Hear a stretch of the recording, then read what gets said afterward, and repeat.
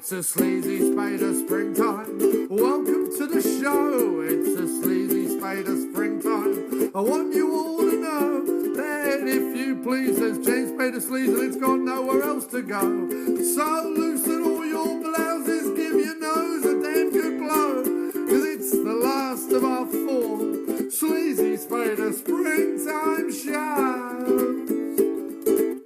Oh yeah, for this year. Oh yeah, but who knows? Then maybe next year at this time we will do another four. But right now this is absolutely the last. Of that you can be sure. So it doesn't matter how much you say please, or if you give Jim and I a nice big squeeze. Cause I'm not just saying this to be a tease, I'm just trying to put your mind at ease. For this year we've just had enough of the sleaze, but hopefully these episodes will cause our audience to grow. Cause it's our very last 2016 Sleazy Spader Springtime show.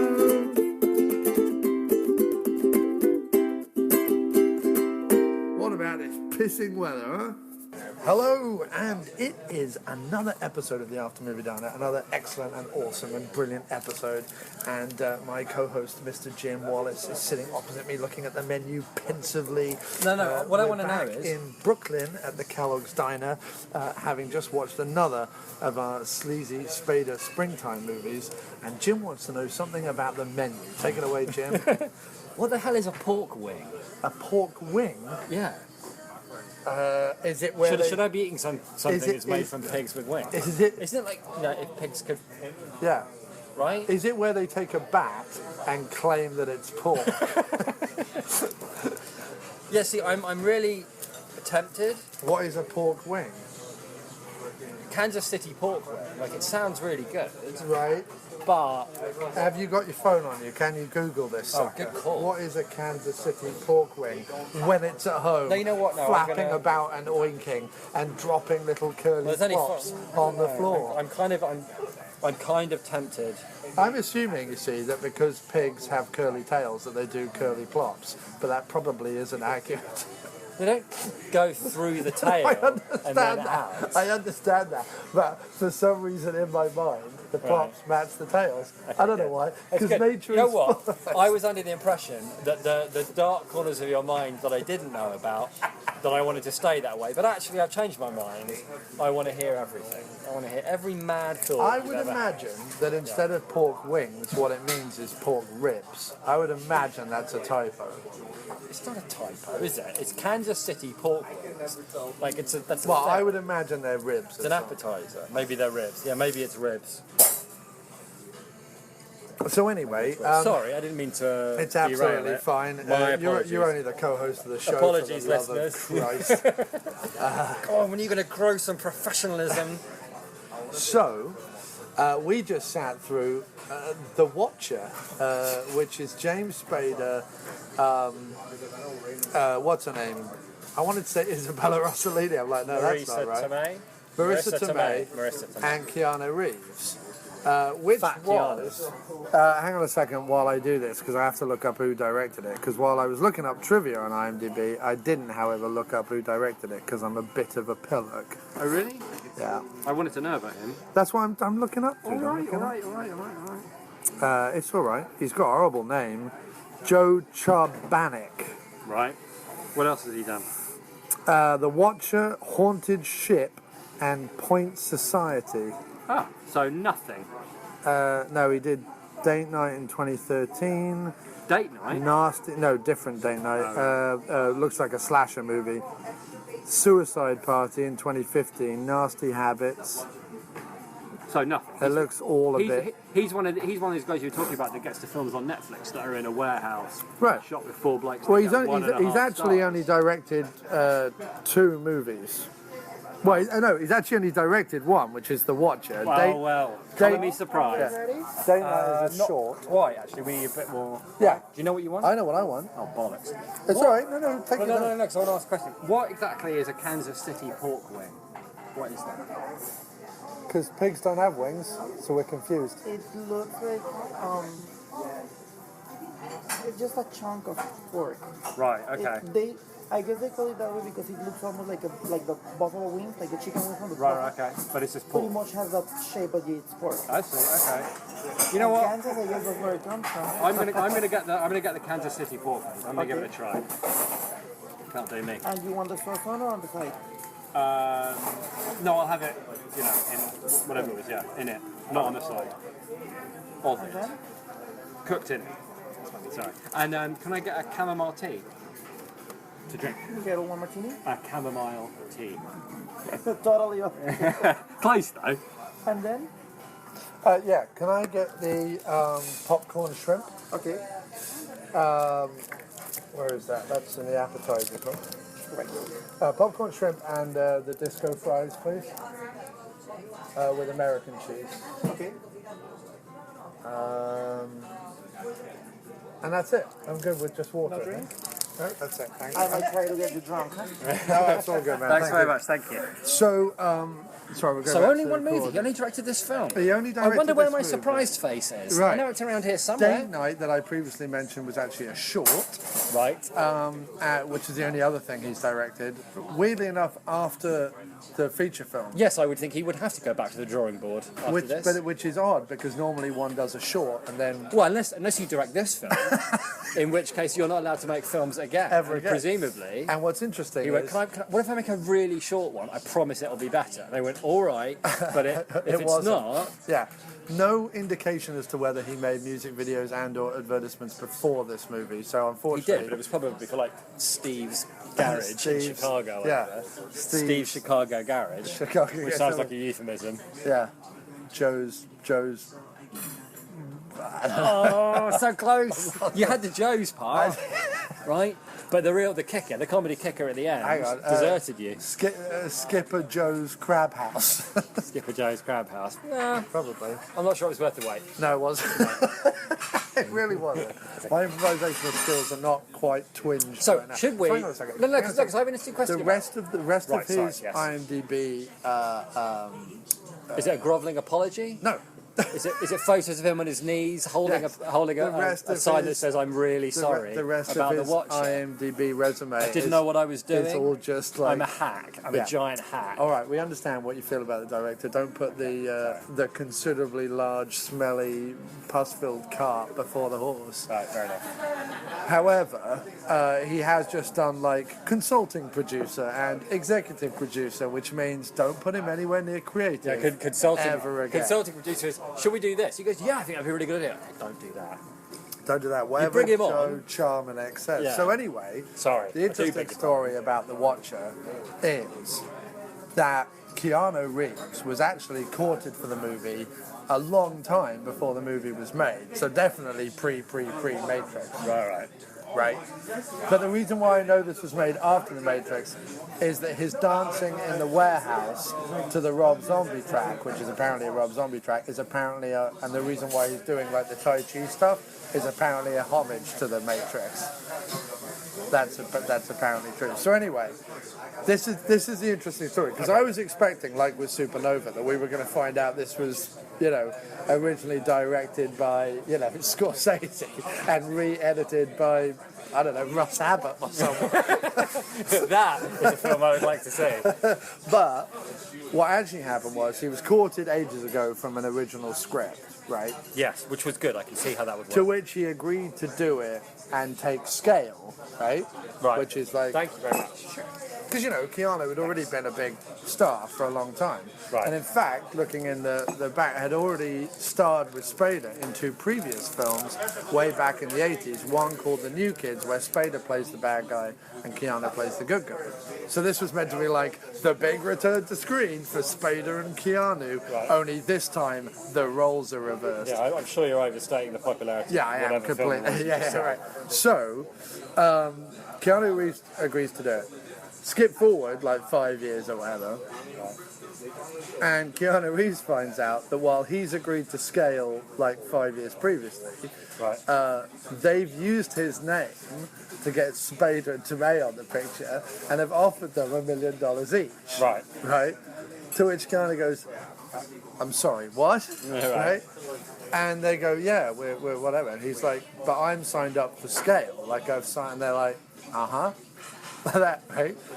So instead of walking away from the picture because he remembered what happened with Kim Basinger in Boxing Helena, where she like got into a whole bunch of legal things because she left the picture, he agrees to do the picture and not badmouth it in interviews, right? If his role is considerably expanded, because originally the reason why he agreed to scale was it was just meant to be like a little cameo, right? Which, weirdly enough, when I saw this way back when, I remember, or I thought that it was just like, I thought that you saw him in shadow and you only revealed it. But actually, no, he's in it all the way through and has dialogue and everything else. So anyway, he agrees if he can beef up the roles. So the whole film is kind of rewritten to make it more about like Spader and Reeves. And like when it comes out, like he obviously doesn't badmouth it, but he doesn't want to promote it either. You know what I mean? But that was the big like hullabaloo behind the scenes of this. It's so weird because you would think, under the circumstances, that if you found out that Spader and Tomei were getting $1 million each and you were getting paid to scale, that you would want less to do, not more. Right. Like, why would you go, oh, if you're going to pay me less money than them, Yeah. I want to do more work. I want to be in set more. Why would you? Yeah, I don't know. That's really weird. But that's what it says on it. No. I'm sure you're right. I mean, okay, look. Certainly explains why. At some point, there was a good story and a good script. Like, you can see it's in there, right? And there's even some interesting ideas and how tension would work. The last thing that is going to boggle your fucking mind. Okay. So it's made with independent financiers, right? Right. But then, I kid you not, there is a bidding war. There was a bidding war between like Universal and Paramount over who got to release this. Universal ended up paying $5 million for this piece of shit to get the distribution rights, which in like 1999 or whatever was pretty big. Maybe they got into the bidding war because of The Matrix. Yeah, and because they had like Reeves and Spader, they could sell on the backlog. But also interesting enough, it comes out only on video in like foreign territories. It goes straight to video. What I don't get is how is he so fat in the movie? How is Reeves so fat? I think it's the hair and the jacket though. No, he's fat. He's fat and out of shape. Matrix, he's obviously, very right. fit Well, maybe and after he finishes the Matrix, he goes on a 4-month binge. Well, yeah, maybe. I mean, presumably, you have to get like he's supposed to be like gaunt in that film, right? Yeah. So maybe he like goes on some because he looks younger in the Matrix. He looks old and fat in this. So maybe you're right. Maybe he just eats cheeseburgers for 4 months and then does this movie. I mean, he obviously. What's weird is he obviously doesn't care about this film at all, and yet he wants more. He wants more to do. I don't get it. Anyway, and also, weirdly enough, considering I'm not a big fan of Keanu Reeves and still claim the only thing he's actually good at is being in Bill and Ted. However, and I would also say, like, when he's doing action but doesn't have any lines. Like, I really like him in John Wick, but he has no lines, so that perfectly works. Because he's really good. We know how I feel about John Wick. Right. Move on. But he's really good physically, is what I'm saying. Right, yeah. However, in this, where he plays a bad role, and he also, don't forget, tries to do a bad role in The Gift as well, and I think kind of miserably fails, although a lot of critics at the time kind of gave The Gift kudos because Reeves was apparently good in it, which I don't think he is. I actually thought, apart from the naff dancing, I actually thought when he was delivering lines and kind of doing, he wasn't bad in this. Are you mental? For Keanu Reeves, who is awful in most things. No, he was terrible from start to finish. He was unengaged. He was bored. He was a walking cliche in a terrible jacket. Well, he was abysmal. I actually thought, like, when he was doing the back and forth of Spader in the car and the back and forth of Spader in the phone. That was terrible. That was so quite good. weak. I can see it makes so much sense. The script is weak, but I think you have to put it in context that Keanu Reeves is awful and wooden in everything. Even like his best movies, Speed and The Matrix, he's awful and wooden in everything. Yeah. And in this movie, he was slightly less awful and wooden. He was still awful and wooden, but slightly less. For Reeves, All right, it was a masterclass. All right, I'll give you that. That's why. Let's just Anyway, talk. I've done enough. Over to you. No. I'm just saying, because I'm genuinely interested to know what your response to this is, because I'm not sure what my response is. Okay. Should people watch this? All right. The caveat to should people watch this is how much tolerance do you have for the could have been the pilot of a fairly weak cop show style thriller starring two reasonably watchable people. Like, if you have a tolerance, like, I have a strange tolerance for that. I also really like detective things, even if they're horribly cheesy and Yeah, hokey. no, me too. I'd say that there's a period, which I'm guessing is the largest chunk that survives from the original script, because it doesn't have much. Like the middle 45 Yeah, because it doesn't have much of Keanu in it. The bits when Keanu's not on screen, Right.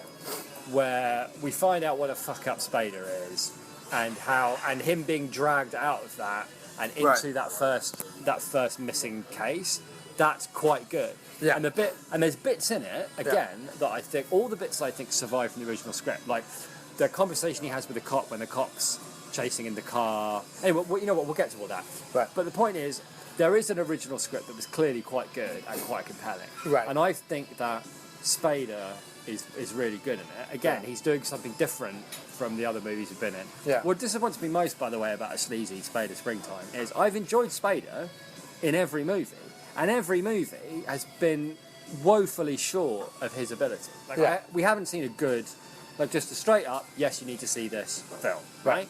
Which saddened me because he's been really good. The directing, which I will get to, is so monumentally crass and awful that it derails it does its best to derail the picture. And the extra Keanu Reeves bits, which now make sense because they don't make any sense. Right. It's not only cliched, it's obviously tosh that the people that wrote it don't even believe. Right. Because it devolves into, so why did you follow him to Chicago? Well, he needs me as much as I need him. And it was bollocks. And then they tried to do a thing in the car with Reeves and Spader that you were talking about, where it's supposed to be like, oh, they're making a connection. But it was... No, it wasn't that I liked. What I liked was the way Keanu did when he asked, oh, do you have any real siblings? And Keanu, like, turned on a dime and was like, what the fuck? Like, don't try and psychoanalyze. No, I hate that. That was so cliche and awful. You're being really loud. Anyway. I'm always really loud. Yeah, I know, but there's not a lot of people in here, so... Look, I wouldn't even be the 87th most annoying, loudest or mad thing that anybody in this diner has seen today. Okay, all right. Anyway. Did you just sigh out there? Yeah, I did. Did my behaviour just cause you to sigh? Yeah, it did. All right. So anyway, because we've come to that point in our podcast. This is the end of the Spader Sleazy Spader Springtime. No, what I was going to say was, it's not that it isn't horribly hoary and cliche. Of course it is, but the way he delivered it for Keanu Reeves with the previous. Okay, I will say this: you do have a better ability than me to compartmentalise what's going on. Right. If I buy what's happening, right, I'll forgive a lot of things because I'm swept up in the story. Right. You, however, can acknowledge, like, say with John Wick, for example, that the action is really good and it's shot really nice and the pace is really great and the ideas are very cool. Yeah. And you can say, yes, of course Keanu Reeves is wooden, Keanu Reeves is always wooden, and of course it would be better, with somebody else. But given what the film is and the action that it needs him to be in it, otherwise the action won't work. So that's why I'm okay with him being in it. Yeah. So I'm saying, you've always had that ability, which I admire. When you're watching a terrible film, you can enjoy like different parts of it. So I would argue that in this movie, despite the repetition of the MacGuffin, well, not MacGuffin, but of the it's the same shit over and over again. No, but of the technique of we're going to have a clock counting down. He's got to find the chick by 9 o'clock. Blah blah blah blah blah. Considering that's done twice, I thought the tension was actually kept quite nice. And considering the director was a horrible. Agreed, but again, I think that was almost so. So anyway, okay, but in answer, talk about the plot. Okay. So, but quickly, in answer to the question, should people watch it or not? I would have to say, if you found yourself on an aeroplane only showing one movie and this was the movie, it would be fine. It would be fine. It wouldn't be the worst thing ever. But I can't in all good conscience say to people that they should watch it. To me, this is the kind of movie that should be on Netflix. This is a Netflix movie, if ever there was one. And I know you said that if it was on Netflix, you'd turn off after 5 minutes. But I actually think that the whole point of Netflix, especially if you've bothered to subscribe to it and paying for it anyway, is that movies like this, I don't have to go on Amazon and pay $3 for, because they're on Netflix for free. These are the kind of movies that should be on Netflix for free. Okay, I understand what you're saying. You shouldn't have to go on Amazon and rent this, because no, it's not worth the rental. But if it was on Netflix and you were like, but it will at some Spader point. versus Reeves. But here's the thing. It won't, because Netflix I've is just seen going to it get on bought up by NBC and everything else. But anyway, it doesn't matter. Carry on. Netflix isn't getting bought by Netflix is just going to be loaded with TV shows and crap for the rest of time. It's already going downhill as we speak. Anyway, carry on. Well, it's already going downhill because it's more expensive for them. They used to be able to have everything, right? For a while they had everything And then because people when they copped bought it the up. rights to the DVDs, they also bought streaming and nobody knew what the fuck that was. Right. As soon as those deals ran out, Yeah. they're fucked. Now what they do now is they have to negotiate deals Yeah, I get it. with. No, but what I'm saying is they have to negotiate deals with bigger, Warner Brothers or Paramount or whatever. Shrimp? That's fine. Thank you. Yes. Yes. Pork wings. Yeah. Cool. Thank you very much. You see how they look like the buffalo wings? Yes, I see what you're saying. I do see what you're saying. They are enormous as well. So thank you. Did you get anything else, or did you just? No, I just got this. This will do me, I think. Oh, you can have some of my fries. Okay, thanks very much, man. Thank you. Thanks. thank Cheers. No, I get it, dude. I get it. And the studios don't want stuff like this on Netflix anymore. That was my whole point. No. Because they now have to negotiate. I don't think that because I think there are films like this on Netflix, but it'll be like. First of all, this has been on Netflix, and I'm sure it will be on Netflix again. The next time, who did you say it was? Universal. Yeah, Universal. So the next time they cut a deal with Universal, they'll throw in the Watcher as part of the package. They look really good, by the way. Yeah. I think I might have to use a knife and fork then. However, I know what you mean, and I do sort of agree with you. And yeah, but actually I would, no. Okay, actually I think exactly the opposite. If this being on Netflix, I would not, as discussed, I wouldn't have gotten past the first 2 minutes because of how bad the directing was and Keanu Reeves' stupid dancing and how badly his stupid dancing was filmed. you're missing my I would point. have stopped. No, I'm not. I'm saying- What I'm saying, no, but listen. I'm saying I could recommend this film if it was on a TV channel at 2 a.m. And when you've got like basic cable and you've only got 5 channels, Right. and it's a choice between 24-hour news, Right. the Open University, some kind of mad game show on Channel 5, Right. and this is showing on ITV. You're talking about the UK now. Yeah, I am, yeah. Right. Then, yeah, it'd be okay. You could watch it and you'd be all right. Well, Only under those circumstances.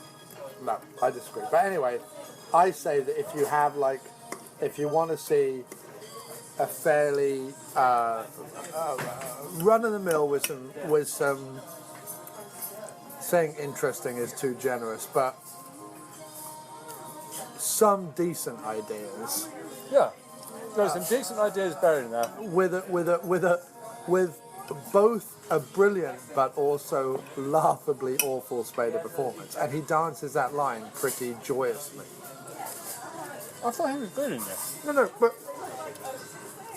he is good in this. But you're massively forgetting that ridiculous scene where he wakes up with apparently a migraine and then does the most hilarious pantomime trying to get out some non-existent migraine syringe and stick it into his cock. Yeah, no, it was weird.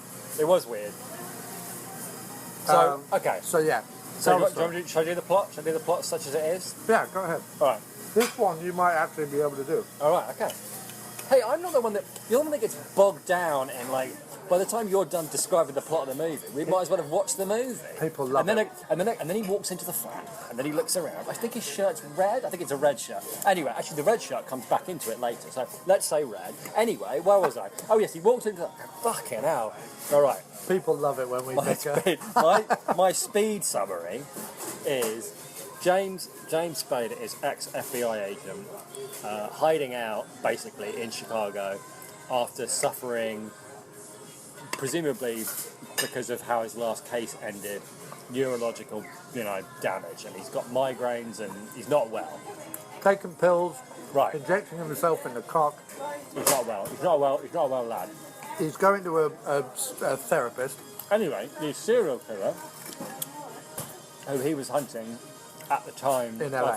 in LA, at the time of his traumatic, brain whatever, finds him in Chicago and starts sending him photographs of the women that he's about to kill, giving Spader and the FBI that he's now gone back to work for 24 hours to find the woman before he kills them. He's gone back to work for the Chicago PD. No, he's gone back to work for the FBI. It's Ernie Hudson and Thingamajig are at the FBI, and they're working in conjunction with the Chicago PD. All right. And then there's a couple of girls go missing. They fail to find them in time, and that's, if there's anything there that's kind of interesting, it's the idea that even though they've got a whole day with a woman's picture and all the news and all the papers and all the flyers, they can't get anybody to recognise these people. They can't get anybody to care, which I think was like the point of the movie in the first place. Also, there's two things. No, don't derail my summary. All right, Jesus. And then this all leads eventually, as I'm sure you can guess, to a denouement where Keanu Reeves, the serial killer, lures Spader into what he imagines is a trap, but is in fact his own downfall. The end. See? That was fucking awesome as a summary. Yeah, you missed two major points of information. Yeah, but it's not like, the end. Yeah, the end of the podcast. Now you'll just be sounds of us eating for the next half hour. Obviously, we're going to talk about this. This is your. You don't have to mention absolutely everything that happened in the movie for the summary to be effective.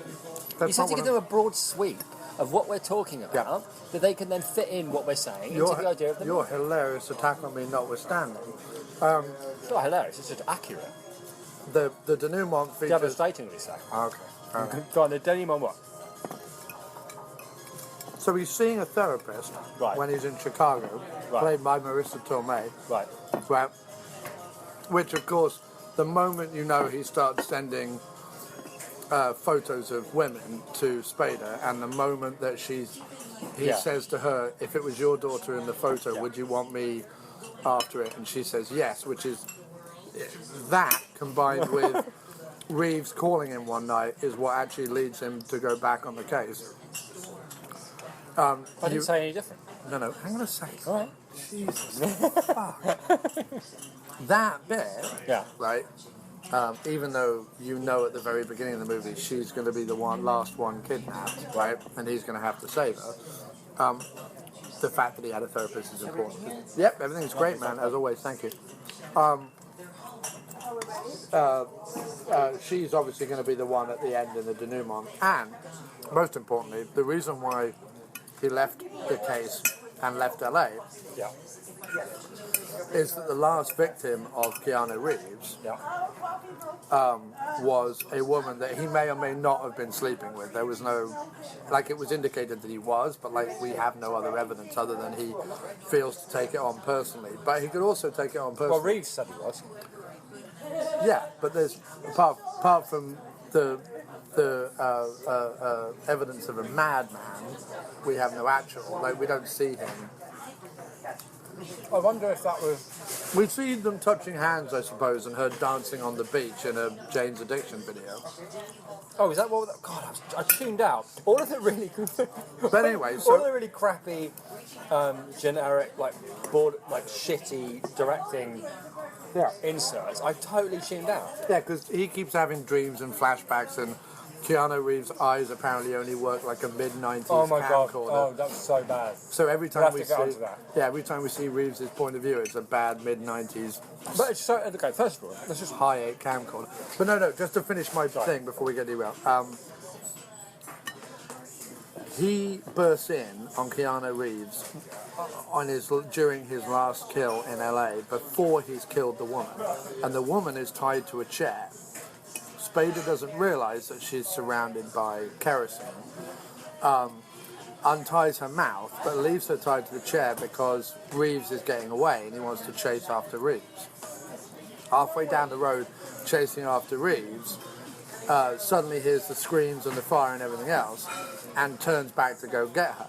So he both loses Reeves, but also the woman is engulfed by flames, and that is the only death that Reeves has like caused that Spader also blames himself for, because he had to make the choice: do I go after the villain or save the girl? And actually, he went after the villain, didn't get the villain, and then also tried to save the girl and didn't save the girl. So like, that's the big thing weighing over him. And if it was any better director, we would have understood that at the beginning instead of wanky flashbacks throughout the whole thing and it was, music yeah, videos it and things, wasn't well. which meant that when we first see Spader like popping pills and injecting his knob with whatever, which is again never shown, we don't quite know why he's doing it. We just think it's a hilarious cliche of the shambolic, rundown, awful detective living in squalor, and Which it is. which it is.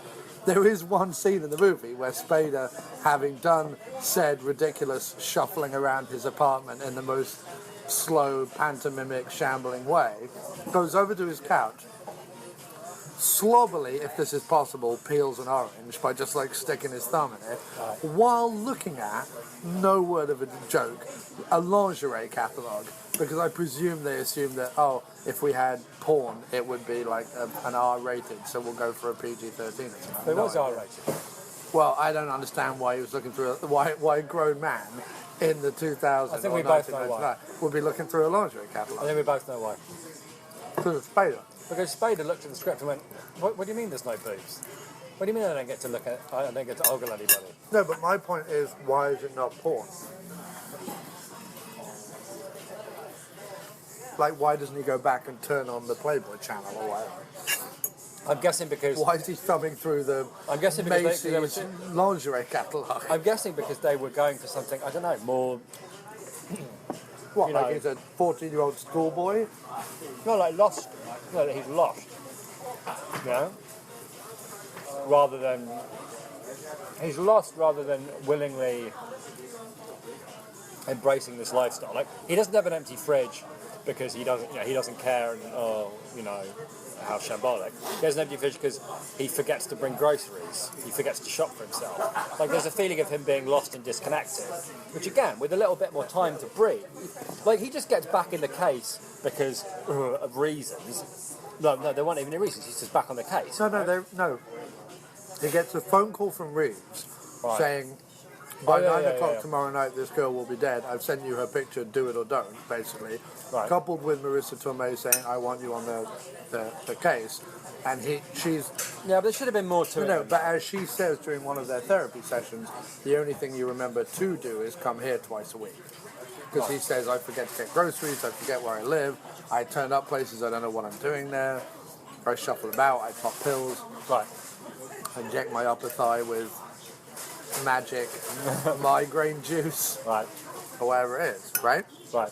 So, it's that, in other words, her belief in him, Right. coupled with Reeves actually saying, this girl will die, whether you're on the case or not, but at least if you're on the case, you might have a chance to save her. And this is what I'm saying. If we understood at the beginning that his last case in LA went awry because he failed to save someone he could have saved because he chose to go after Keanu, Right. we would understand more his impetus for getting back on the case. Because what Keanu is saying is, you failed to save that one in LA, didn't you?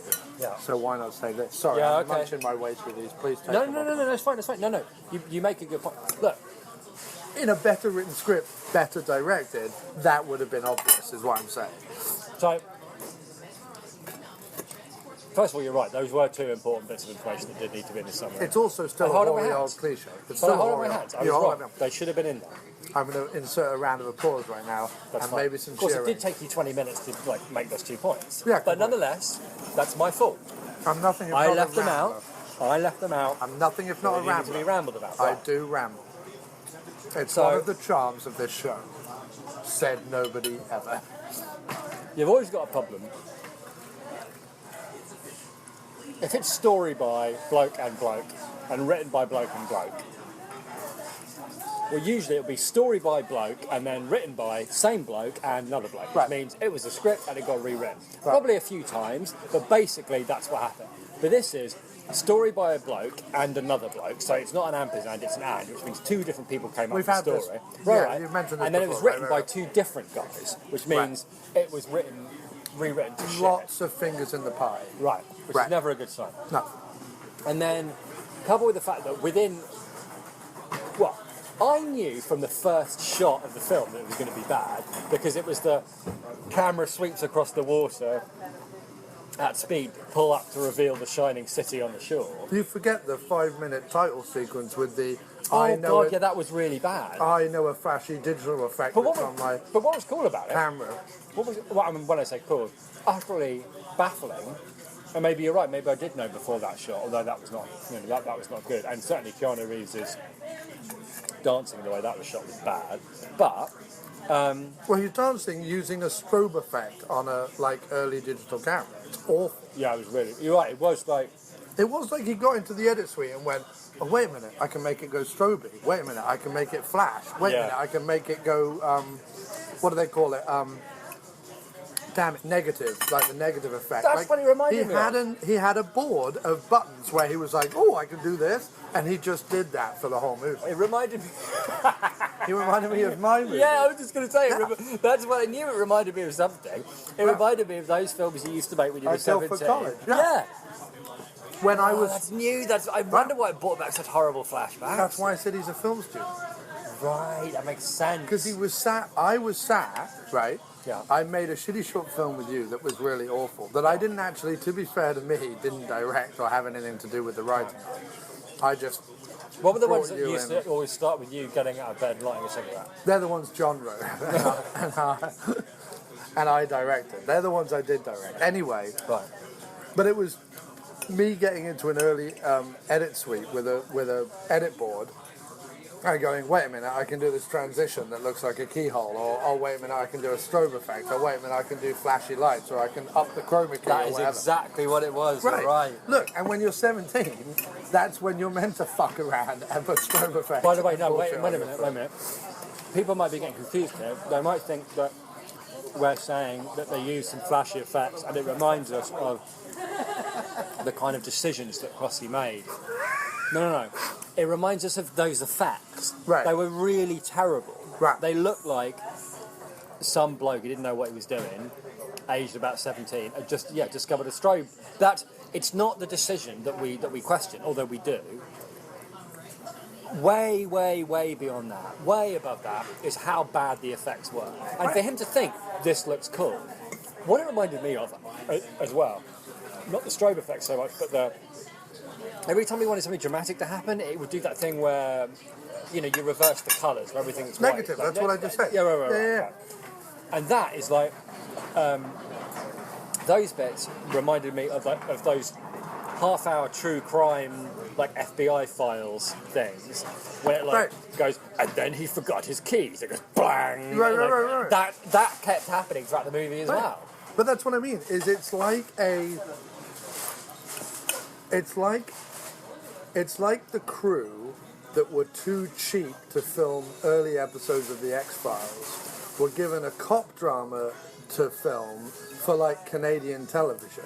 Yeah. And then they decided to release it as a movie. That's exactly what it is. Yeah. It was all the way through. That was bad. The thing that you were talking about okay. The soundtrack is one of the most schizophrenic, eclectic, maddening soundtracks on the planet. My guess is, if Universal brought it out for distribution, they pumped a load of their artists. they'd have pumped a load of their own artists. Hence why Rob Zombie shows up on the bloody soundtrack. And while you're right, it's goes from standard it's a love theme to drum and bass.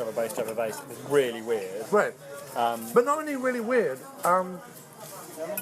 so wildly inappropriate to what was going on as well, right? Because you literally cut away from our hero, right? Our hero's would-be girlfriend, currently shrink, tied up in a warehouse, covered in kerosene, with candles everywhere, possibly about to burn to death, with Keanu Reeves waving a gun. And we cut away to some shots we've already seen of Ernie Hudson getting in a helicopter, coupled with and I'm like, this is not increasing the dramatic attention.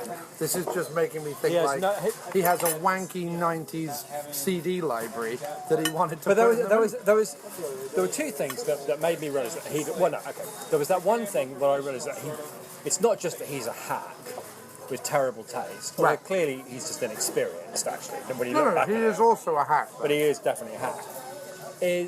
There was this really weird sequence in the warehouse, about 3/4 of the way through the movie, where Keanu Reeves is walking through the warehouse, and both me and Crossy at the same time went, hang on, that's not Keanu Reeves. No. It's pretty obviously a stuntman in a silly wig. And we're not talking about like a brief fleeting moment.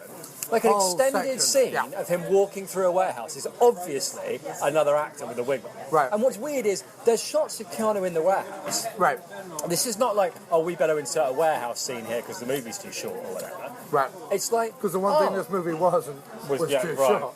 They could have done with about 20 minutes. And then again, a bit later, there's Spader's looking around with a torch, and then it cuts to an actor, obviously not Spader, looking around the same place with a torch, but like from a distance. And you're thinking, all right, so it's not that you had to go back and do reshoots to add things in. You had to go back and do reshoots because you didn't get the coverage. You didn't get enough shots. Yeah. Because you're an idiot. I mean, I can tell you're an idiot. I've been watching your film.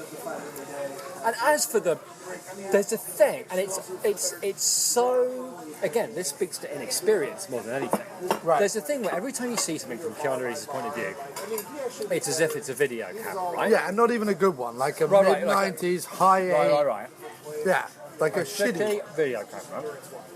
I'm almost in a movie thinking, how's he getting away with following these women in broad daylight, holding a camera? Yeah, because at one point, he's really close up to a window, and I'm like, look, I'll buy someone doesn't notice a man just hanging out on a street corner. Right. But what I don't buy is people don't notice someone with a hoary, great mid-90s camcorder strapped to his mush, pointing it through a window. Well, we find out how he can get away with it. We do find out. Because he doesn't have a camera. No. This is an artistic construct of Yeah. Keanu's point of view. It's a stylistic choice, and we only find this out when he, under shady... Well, he follows Spader to his therapist. Oh, yeah. Right? And the moment Spader finishes his session, goes into the therapist as a possible prospective client, right? And we suddenly see him, like, ogle Marissa Tomei, look at the filing cabinets where Spader's tape might be, look at various things in the room. And we're like, hang on a minute, this is all filmed with a video camera, but he's not got a video camera. Yeah. So we're like, so wait a minute, it's Keanu's vision. That was so weird. How about... Also, if Keanu Vision, I don't know, had like some faded red flames around the edge of it and like demons dancing, at least it would have been interesting. At least it would have been like everything but the fries, I think. We're still eating the fries. Had it been some sort of mad thing where you can have the rest of it. Oh, no, I'm done. You're done? Yeah. Had it been some mad thing where, as he looked around, like have you seen Kids in the Hall, Death Comes to Town? No, I still haven't. I really want to. But in that, That was IFC, wasn't it? Yeah, in that there's a co-produced with Canadian Television. But like in that, they have a little mentally handicapped child who sees everyone as walking butterflies. Right. All the humans as like badly animated butterflies. If you had it, that Keanu Reeves, this serial killer, was going through the world seeing everyone as badly animated demons or something, at least that would have been a decision. You could go, it was a bad decision, but at least it made some sort of character sense. Him seeing like a grainy... But that's it's that film, like you're talking about, that film school and experience, that also leads to the frankly insecure plot reminders. Oh yeah, like all the way 2 minutes through. afterwards, you get going, you must sit, like, there's a bit where, like, Keanu Reeves calls him up, because you've got till 9 a.m. to save the bird or she's dead, right? Literally the next scene, he opens up a card and there's a voice going, remember, 9 o'clock, or she dies. Yeah, we know, there was a more egregious... Because that was like the second or third time it happened. The first time it happened was so... What was the first time it happened? Because it was so weirdly... We know! Well, that was that bit. No. There was something before then that was... It wasn't like, oh, you have the 9 to save the... It was something that was so weirdly prosaic. It's like, why are you reminding us of that? We just saw that happen. Yeah, but all through the movie it did. Yeah, that's I can't even remember. It did happen all the way through the movie. And also, there was no consistency with it either. Like, sometimes when Keanu was in the house, you'd have the negative flash and you'd see him in negative for a minute. Right. And other times you didn't. And, like, sometimes this happened. Sometimes, like, I don't know, there would be, like, a slow-mo strobe effect, Dutch angle, like digital Dutch angled camera roaming around, filming them in slow motion. And other times there wouldn't be, you know? It was just, like, whatever he wanted to do. And it reminds me... I remember because I did the same course at Guildford Sixth Form College by the way, that I did at university, right? But at Guildford Sixth Form College, they weren't expecting like university quality stuff. They just wanted to see that you could work as a team, you know, or Yeah, use I a camera, remember. use lighting, whatever, right? And produce a variety of stuff. But I never forget the first lesson in video production we had at my university. So you skip forward a couple of years, and I'm now at college. He goes, I don't want to see any widescreen bars. I don't want to see any black and white. I don't want to see any strobe effects. Like, he laid it out. Like, he was like, every single project we got when people first came across like editing for the first time had fucking widescreen bars on it, was in black and cocking white, and had a bunch of strobe effects in it. And he went, I don't want that. He goes, just take the cameras we have and film it the way we And this can. was, what year was this? That was, weirdly enough, that was 2000. 99, 2000. Yeah, No, yeah, okay, yeah. 2000. And in the thriving metropolis of High Wycombe. High Wycombe. Ah, So in High Wycombe, that is in Buckinghamshire, which is a nest of filmmaking in the UK. Because they have a studio in Buckinghamshire, don't they? There's a couple of big studios in Buckinghamshire. oh, okay. Well, but still, you feel like No, you're right. you feel like High Wycombe should be behind LA. Yeah, it should be, in, yeah. in I really film wish that my old film studies teacher had sat this guy down halfway through making a I'm watch starting to feel and went, sorry for him. yeah, The no more I think widescreen, about- mate, because no negatives. While no I was watching strobes. it, I was getting so angry what a hack he was. Yeah. But now we're talking about it, and you're right, that's what it reminds me of, the 17-year-old film student. I'm starting to feel a bit sorry for him. No. The, No, don't feel sorry the for him, constant dude. plot reminders were like insecurity. No, I think the And try, no, try, dude, I try honestly to think... wait. Try and imagine his face when he realised he didn't have the coverage in the warehouse scene. And he was going to have to stick a wig on some random bloke to make his film work. Well, Oh no! Like we've all had those moments at work where Right. you go, "Oh no, except, he did mate, that." Except if that happened to you and me, right? Let's say it's our first Hollywood feature, Right. and we're like, oh fuck, we forgot to film Keanu in the warehouse. We had him, we just didn't shoot him. Yeah. Right? We would maybe go, okay, we'll put a wig on his stunt double, but what we wouldn't do is film him in slow motion, coming up so close to the camera he could probably breathe on it. We would have kept him in the shadows behind a pillar. We would have You know filmed why? it from You know why? behind. I think it's because he didn't tell anybody. I think he found out, didn't tell anybody, because the whole thing reeked of, no, it's Keanu. Look, It's fine, I'm look. getting close to him. Obviously, I'm keeping him in shadow because that Right. would be mysterious. But yeah, it's him. Yeah. It's not far away to make you go, No. hey, didn't you get coverage? Also, for this? it was This is a bit weird. it was utterly. He was trying to cover it up. But it was utterly bizarre because they used Spader's stunt double to walk perfectly safely down some stairs, and yet when it came to You're Spader right. having to abseil down a building, he did it himself. And he jumped off the roof and rolls Yeah. too. That was him, because that was one shot. Jumped Yeah. off the roof, rolled up, stood up, and it was Spader. Yeah. Well, because he didn't get coverage of the guy walking down the stairs. I'm telling you, this is what happened. So the stunt double's like, so wait a minute, Spader's going to jump off the roof. He's fine with that, but walking downstairs. Either that, or the stunt double was like the director's cousin or something. Right. Do you know what I mean? He's like, no, I'm not jumping off a fucking roof. Yeah, probably. Get me walking down some stairs. Yeah. We don't really know. Get me, or tell mum if you don't film me walking down the stairs. Tell mum. I love it. I'm telling you, I'm starting to feel sorry for this. No. Now, I think the constant reminders, though, I honestly think the constant reminders was a studio decision. I think the studio told the editor, make sure everyone understands what's going on, because these serial killer things are all about psychology. Are a bit baffling. I honestly think that was a studio decision. There was something that was... I wouldn't be surprised if Universal didn't put that in after they bought it, and they watched it and went, I don't understand what's going on here. I don't know. Even though it was perfectly I don't know, because there was understandable. something that wasn't a voiceover. It was like a recap or... Yeah, that was just footage they'd shot, but they edited it in as if it was a reminder when we didn't need it. Oh, but hands down, the best bit ever, right? Is that? Oh, wait a minute, I've just thought of something else. But okay, hands down, best bit ever, right? The first woman he goes after works in a photo lab in a shop called Snap, which they tell us there are thousands throughout the state of Illinois. So that's a.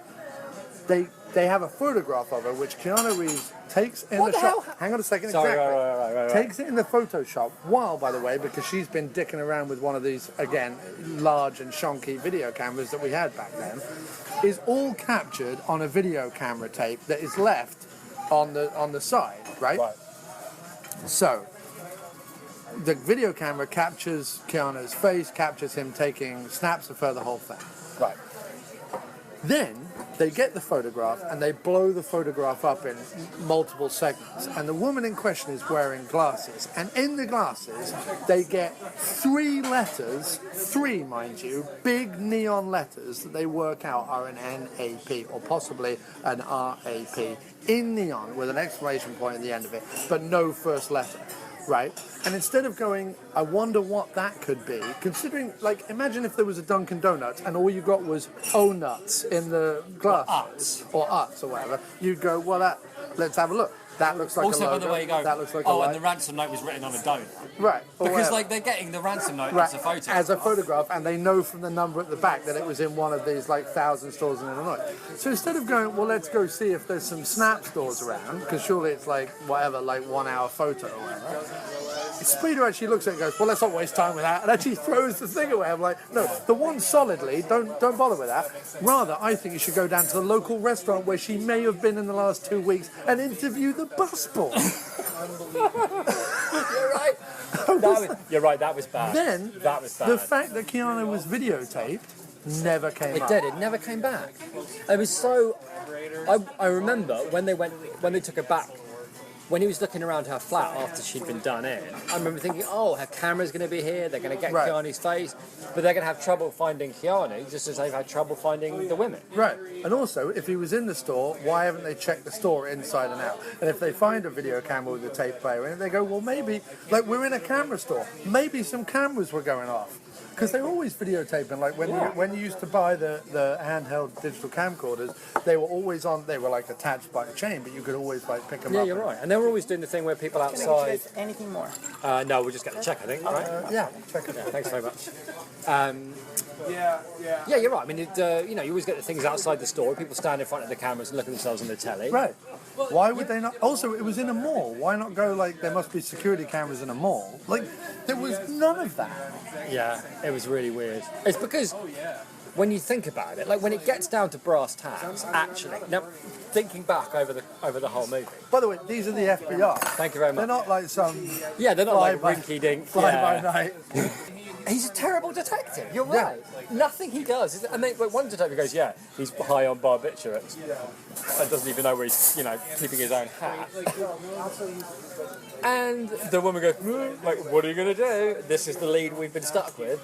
But yeah, you're right. He completely fails to do anything of any use. He also says to Ernie Hudson, the head of the FBI in that particular precinct or whatever, he goes, "Listen, it's all in the files, mate. I really can't tell you any more."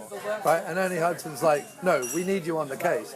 "No, you don't, Ernie Hudson. You're the head of the FBI. Listen, I know that you walked away from the department 3 years ago, and that therefore you're 3 years behind on procedure. Let's not even talk about you're going to have to get your firearms test back. re-upped. No, he doesn't, because he got it in his drawer at home, along with his barbiturates and his cock injections. I mean, it boggles the irresponsibility of Ernie Hudson and the FBI office in Chicago. Ernie Hudson is breathtaking. Ernie Hudson, by the way, I would say in the rank of thankless Ernie Hudson roles, of which there are many. This is the most got thankless. to be pretty thankless. Yeah. Actually, no. You know what? I don't think this is quite as bad as other roles, and I'm thinking purely of Ernie's personal comfort. Most of the film, he's in a nice office, it's warm. In a coat, Anybody that, like, as we both know, Yeah. because we're talking about like student filmmaking here, clearly. So the standards are, Right. like Macbeth, for example. Sure. Right? How much would you have given in Macbeth to be given a comfortable office chair, Sure. carpet, Yeah. warmth, Yeah. being indoors? Well, I was indoors. In the daytime? I did have a couch. I was in the daytime. Most of my scenes were done like that. Oh, really? Okay. Yeah. Because most people had to film at night outdoors in the rain Yeah, I know. Yeah. for like 8 hours at a Yeah. go. Died in the rain, Roy. Died in the rain. Died in the rain. Buried in the rain. Oh, buried in the rain. Buried in the rain, Roy. Yeah. So Yes. I'm saying no. It's all right for Ernie because he was warm and dry. No, but in terms of like acting roles, it's the most thankless. It's absolutely nothing. It's absolutely nothing. It could have If been he'd sent his played- brother in, like if he'd Yeah. been sick or couldn't be bothered to If go it in was on a Monday, Basil Hudson, Ernie's if brother. Basil turned up and gone, "Oh yeah, I'm Ernie Hudson," they'd be like, "Yeah, whatever." Apparently we don't care. Well, so we're basically It's just a saying woefully it was such a thankless part for Ernie. For Ernie Hudson. That really That he could have it sent could in have Basil been, Hudson. Yeah, he didn't have to. No, quite a lot of people in this film could have sent in their cousins Yeah. or their brothers. Yeah. And I'm guessing the director would not have noticed. 'cause I think he's too busy Spader did for the fiddling walking around. down the stairs scene. Yeah, maybe that was it. That was Spader's Maybe that was nephew it. or something. Maybe there were scenes of like Ernie's stunt double, but Ernie's stunt double was like really, really fat. Yeah. And so you go, And oh, white. we can't use him. We can't use him. And fully Oh fully no, but I'm bearded. seriously, my whole opinion of the film Yeah. completely changed Yeah. when you reminded me that actually what the film reminds me of is the films you used to make when you were 7. Yeah. It is. So anyway. And everything about it has become slightly adorable since then. Yeah. No. Look. Listen. Whatever his name was. I can't remember his name. It's fallen out of my head. Jeff Pontiac. Jeff Pontiac. Scanlonson. Scandalson Pontiac was. Jeff Pontiac, I like. Yeah. Jeff Pontiac. Jeff Pontiac. Made this That's really what, good. that's what he wanted to call himself. He wanted to call himself Jeff Pontiac. So we have to wrap this up. We have to wrap it up with the Sleaze-ometer, right? And I There's have only really- There Oh, are okay. 3 key moments of Spader Sleaze in this. All right, okay. Well, all I can think of is the 4 if you count his, obvious perving over Marissa Tomei. But there are 3 key moments. I'm gonna go. That are I'm Spader. gonna go with Spader flipping through the lingerie catalogue because I'm convinced it was his idea. No, there are 3 bits that are his idea. Okay, all right. Go for Okay. it. First one, lingerie catalogue. You got that one. Right. You got that one. Secondly, You've got to understand, by the way, with the lingerie catalogue, it comes out of nowhere. Nowhere, out of nowhere. Everything is like shambling detective. he's peeling an orange with his thumb. He's peeling an orange. His fridge is empty. He doesn't open his mail. He throws up on the floor later. The kitchen is bare. There's piled up newspapers. He's obviously like a shambling detective. Yeah. And then out of nowhere, he just starts flipping through a Victoria's Secret catalogue Yeah, for before- like a while. Yes. It's not like a brief thing. No. And I don't even think he can afford Victoria's Secret. I think it's like the Macy's or the Coles or the Bed Bath and Beyond lingerie catalog. Joe Pontiac's lingerie store. Joe Pontiac's lingerie. So that's number 1. No, it'd be Alf Pontiac. The Because that'd be second- like Joe's uncle. Who like financed the film He was through Jeff sales Pontiac. of lingerie. He was Jeff Pontiac. No, Jeff Pontiac's the director. Alf Pontiac is the it's- director's and you uncle said who runs. Joe. So you were wrong. It's Oh, Jeff. Joe Pontiac. Oh, Jeff Jeff Pontiac. Pontiac. Okay, Jeff Pontiac's uncle Is Alf Pontiac. is Alf Pontiac, who owns the lingerie store. Lingerie store, which has a thin paper And then there's cap. Mabel Pontiac, who runs Snap, the runs photography Snap. store in the mall. Sure. So Everybody's heard of Snap. the other 2 moments, right, in the movie, I think it's the first time we've ever captured a baby on the podcast. But anyway, Yeah, we have captured it. so that's creepy. We'll be ransoming The it second moment is when he goes into lady who works in Snap's apartment when she's dead on the floor. He's seen thumbing through her portrait, her naked. She does life drawing. Oh, but there's another one too. No, there is another Okay, one. sorry, yeah, The I third just one. remembered the other sleeve When bit. she does a life, where she's clearly a life drawer, he's thumbing through a picture of some fairly large bird with her knockers out and a minge and everything. He's looking at that, puts that down, and as the camera pans up, on the wall behind him are several other naked chicks. I mean, life drawings, mind you, not photographs, but still, it's a sleaze moment. It's a Spader sleaze Do you moment. think that their location fell through, so they had to film in Spader's hotel room?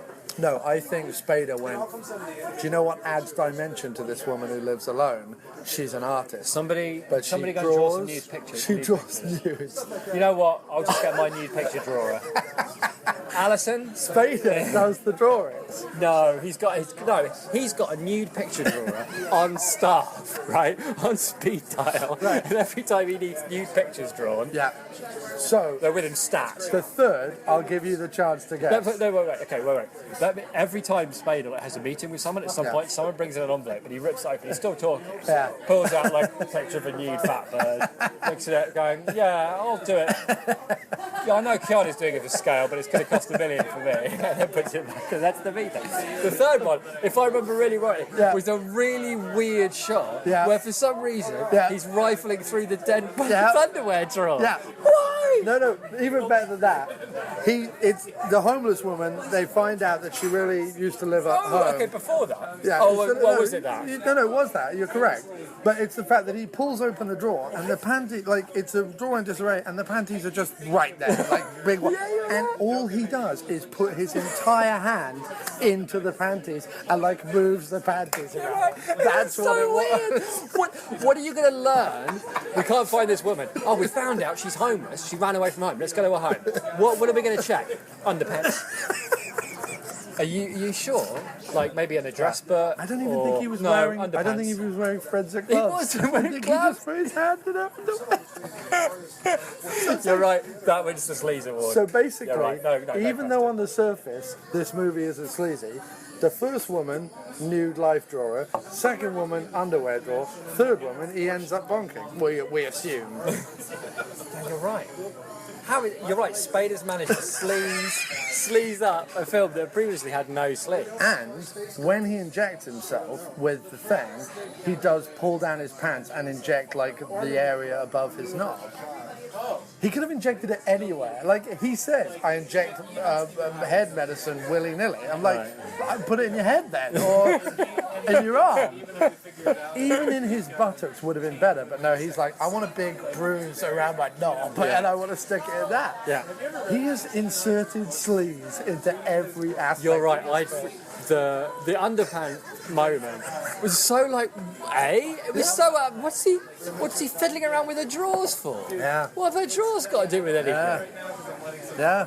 He and the FBI department should be roundly sued for their handling of a case that directly led to the death of two women because of how unbelievably incompetent they are. Yeah. And he's apparently more interested in rummaging through their underwear drawers and forgetting where he left his shopping than he is in solving the crime. And I'm going to leave you with this. Okay, all right. The last bit of IMDb trivia I have about this movie. Hit me. Someone bothered to sit there and write this on IMDb about this movie. Okay. James Spader kind of dislikes Vietnamese food. Period. That's it. That's an actual bit of trivia on this movie. Someone read an interview, heard an interview, whatever it was, went to IMDb with me. Sat down and went. I'm going to type that in. Apparently, James Spader doesn't really like Vietnamese I wonder if it's to do with this movie because they kept making him eat vast quantities of Vietnamese food throughout the movie. All the time he's thinking, look, all I want is to put my hand in the underwear drawer. I was very clear about that. For $1 million, though, you can make Spader eat something he kind of dislikes. As long as he gets underpants and new pictures out of it. I will eat cauliflower for Do $1 you million. think, you know how like sportsmen, right? Yeah.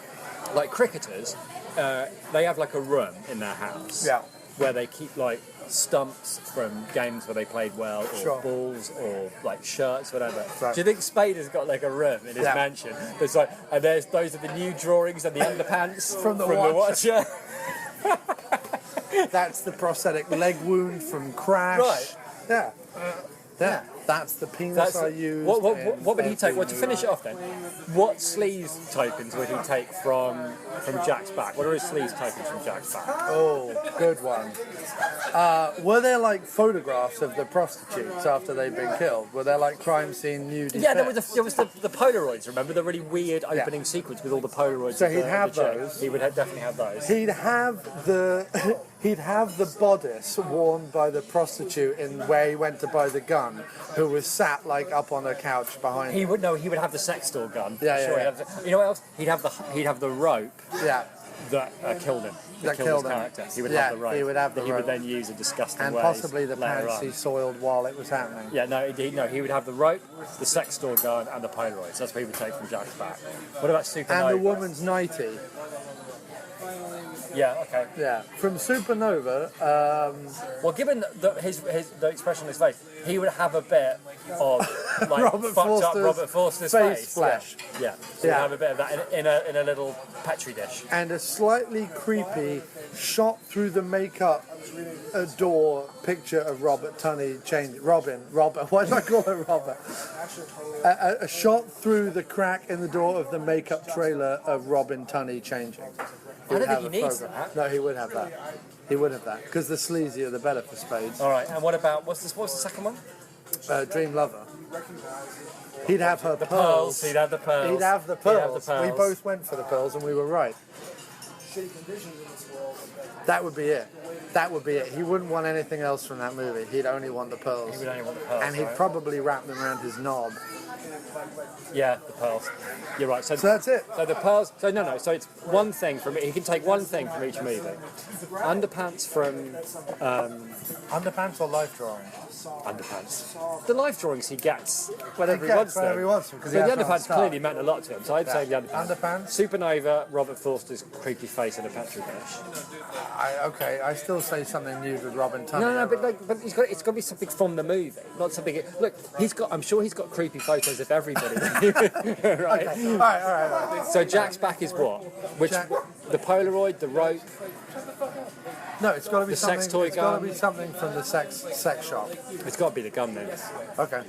right? Sex shop gun. Sex shop and then gun. the pearls from. Yeah. Right, those That's are his sleaze tapes. That's his Somewhere Sleaze-a-torium. in it, yeah, it's Sleaze-a-torium. He's got a The Sleaze-a-torium Spader Sleaze-a-torium. in a basement. Nice, I like that. In a slightly unfinished basement. It's finished, but the unfinishedness of it is the finish. That's See what it being like bright and airy, that's what's freaking you out. You know what I mean? He'd be like, he's not even ashamed of this. You'd be so weirded out by him going, oh, just a few of my souvenirs. You go, oh, that's kind of fun, right? Maybe a script or a publicity still. These are the underpants. from the watcher. This is the rope that hung me. Yeah. This is some fucked up face. This is a bit of Robert Forster's fucked up. And they'd be like, why? And then he would move on to the next thing. He would move on without batting an eyelid.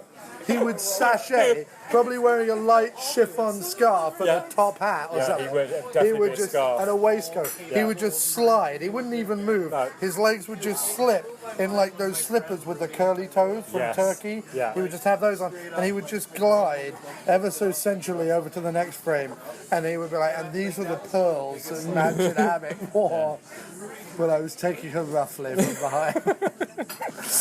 Then he would bite his lip in memory and then move on. Yeah. There was only one Spader lip bite in the whole movie. Oh, really? When he was handed the photo, he was in the FBI offices when they were all humorously stood up against the wall. Oh, the pointless photos. Yeah, and then he was handed another photo and he picked it up and he went and did his little like Spader trademark lip. What I like is He how only did it once though in this movie. they were receiving, when they asked for tips for the, where have you seen this woman? Yeah. They were getting all these calls, Yeah, and somehow they ended up exactly where she was. yeah. After no one in particular, like they just went, yeah, someone might have seen her. All right, let's go there. Yeah. That's all they were getting. Dude, he was interviewing people who scrubbed the pasta off the plates Yeah, at the true. local diner. Yeah, He was like, get everyone who works here, including chefs and busboys and the people who take out your garbage. There were some good The lines guy there. called Alf who There were cleans some your good lines. He toilet. goes, oh, I don't know, it's going to be hard. And he goes, life's hard. That was all right. No, there were some great lines, and Spader delivered the word fuck in particular throughout the movie very, very well. Yeah, that's true. And I like the conversation with the cop. That whole bit when the cop's chasing someone else down and Spader goes, you sound busy, should I call you back? Yeah. No. Well, he's doing like executing a high-speed chase. That was quite fun. But Quite like that. Spader should be absolute a cocking ashamed of himself for the acting he does when he wakes up. Nobody in the audience knows what's going on. He keeps blinking, he throws up, he gets up, he staggers around the place like someone doing a bad Marcel Marceau impression. And then like goes over to this drawer to get his drugs out of it. The drawer collapses. He's all over the That floor. was weak. It The was collapsing drawer was awful. It was awful. It was really cliche and terrible. It was bad. And if he does it all But the I still time, like. But can I just finish by sure. saying now that because I feel like we're done with the Sleazy We're done Spader with it. Springtime, Yeah, right? we are done. This is the last and I final. would like to say that I've enjoyed Spader in every film. Yes. No question, I've enjoyed him in every film. Yeah. But I still haven't seen a good film with like Spader in the lead. Given that he's clearly capable. In the lead No, I don't mean ever. Right. I mean of the ones we chose. of the ones we chose. Because he's obviously got so much range. Right. And I know that, like, you know, everybody does crap films, fair enough. But other than Secretary and Stargate, I haven't seen Spader be the And most lead. people don't like Stargate. How do you not like Stargate? I don't know, but of all the Roland Emmerich movies, it's the one that nobody likes. That's weird. Stargate's really good. It's Kurt Russell and James Spader. You can't go wrong. Yeah. I mean, it spawned, like, 3 spin-off TV series, one of which was brilliant. Right. Well, that's been a pleasure. It has. And I have to say, despite the movies not always being up to par, I could easily watch another film with you for the show. Yeah, I probably could return. We won't. Maybe next year we could do another Sleazy Spader Springtime. We could do, maybe. Because people recommended things that we didn't ignore, by the way. Right. It's just they weren't available on Amazon. The one that Andy Lunn suggested, Driftwood, not available. You can buy it on DVD, but it's like $40 because it's not through Amazon. Like, it's out of print, basically. Right. And there's like a German DVD of it you can't even get hold of either. It's not available. I could have sourced it. There are ways I could have sourced it, but I just didn't have time because we literally recorded So the one maybe that went up yesterday. All right, so maybe next year, if we haven't killed each other, we'll do another Sleazy Spader Springtime. Well, I would honestly like, throughout the year, in between, like, ones I get to watch screeners and once we go to the cinema to do it again, I would like occasionally to pick an actor and watch a few movies. Fine, yeah, because I really enjoyed doing that with John when we did Woods Keaton. and Yeah, but Weller. I felt like you, with Weller and Keaton and all that, you saw some movies you hadn't seen and really enjoyed. Like you were like digging into a forgotten oeuvre. So maybe you pick the actor, the one you've always liked. Maybe we do who's the guy from Australia you really like? Sam Neill. Sam Neill. Maybe do a few. He's a Kiwi. Okay, from New Zealand. Yeah, I do some obscure Sam Neill ones. We could do the John Carpenter in the Mouth of Madness. Yeah, but I've seen that a million times. I love The Mouth of Madness. Yeah, but it would be a really good one to do for the podcast. No, I don't want to see a film I've already seen loads and talk to other people loads. Rules. I just want to see things I haven't seen before. Let's end this bickering again like a parent old people. Okay. Well, I would just like to say I've enjoyed a Sleazy Spader Springtime. Yeah. I think Spader's been great, but the films haven't. Right. That's your consensus. my summation. But it was good fun. We'll be back again next year with us Sleazy Spader Springtime 2. However, next week we don't know if there will be one, but if there is one, it may be a cinematic. Well, we're hoping to be back in the cinema. You don't want to see the Green Room, although it has got great write-ups. I just can't stand new Chekhov. Okay. He winds me up. All right. He probably gets harassed in this movie, though, and beaten up a lot. He's talking to be the lead, and he winds me up. You were talking about Anton Yelchin. The other one that's out is The Witch, which I have no interest in seeing, but it has got some quite good reviews. Well, we'll probably see it one day, but I don't really want to see the cinema particularly. Okay. That's one I would want to see with Teresa, I think. Well, I think we would really like I've it. not heard of any bad action, sci-fi, or any of those movies coming out, but who knows? Yeah, but that's the point, isn't it? They get snuck out, you know? It's a shame, actually. Dustin Hoffman is... It's actually a shame, actually, because I Revenger. do have a quasi-monster zombie movie to watch before Monday called The Horde with Vernon Wells in it because, sneak preview, I have an interview coming up with Vernon Wells. Who's Vernon Wells again? He was in Mad Max 2, he was in Weird Science, he was in Commando, he was in... What was he in Commando? what's the other thing he was in? He's the bad guy at the very end with the big mustache and the chainmail armor. So he was the Mighty Morphin Power Rangers. Was he? He was the bad guy in Mighty Morphin Power Rangers. Same guy then. Yep. Yeah. He's an Aussie, right? Yeah, he plays the character that he plays in Mad Max 2 in Weird Science when they come out of the sky. Him and the Michael Berryman from Hills Have Eyes. Cool. The weird looking dude. And what else has he been? He's been in one other really high profile thing which eludes me right now. I just saw him in the worst movie ever, which was called Cowboys vs. Dinosaurs. But anyway, that was Sleazy Spader Springtime. You were James Wallace. I was John Cross. And this has been the After Movie Diner. Rate and review us on iTunes, you bastards. Well, thank you for listening to that episode of the After Movie Diner, and wasn't it a corker? I do hope you all thought so.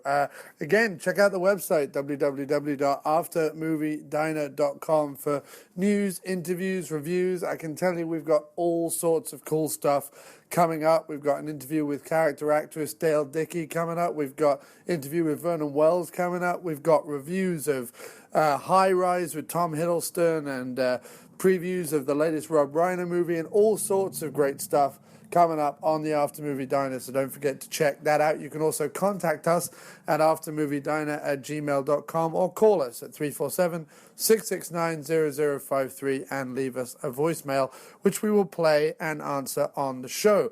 Also, if you want to support us, you can always go to www.patreon.com/After Movie Diner. It's the best, easiest, and cheapest way of supporting us. However, if you don't want to do that, click through any of the Amazon banners on aftermoviediner.com when you're going to go and make your Amazon purchases, and a little bit of your purchase with no extra charge to you will come to us. Or you can rate and review us on iTunes, Stitcher, Spreaker, wherever you find the podcast and wherever you listen. So thank you again, and leaving you this week with a song off the album I'm currently writing for Miscellaneous Plumbing Fixtures, which will hopefully be up on Bandcamp by summer some point. And one of those songs is coming up now. Enjoy.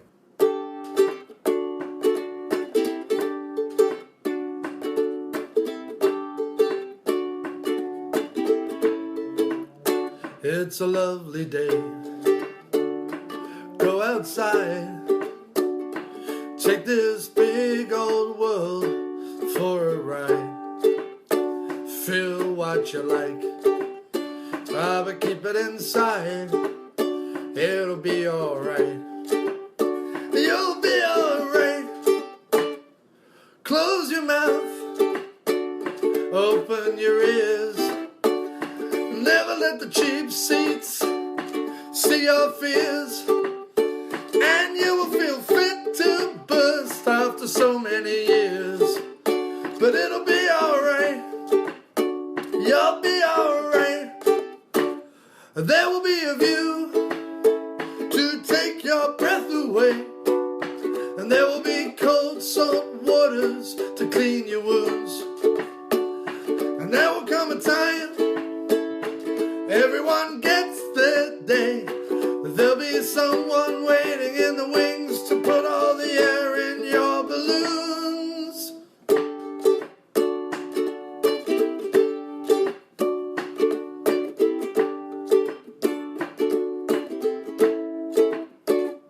No one likes arrogance. No one likes a snitch. And after every one good scratch, there'll be another itch. You won't always have a needle, but when you lose a stitch, but it'll be alright. Yeah, you'll be alright.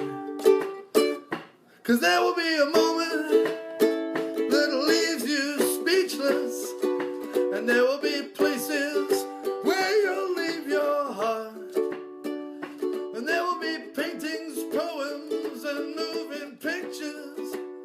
There'll be someone shouting support from the bleachers when it's your time to start.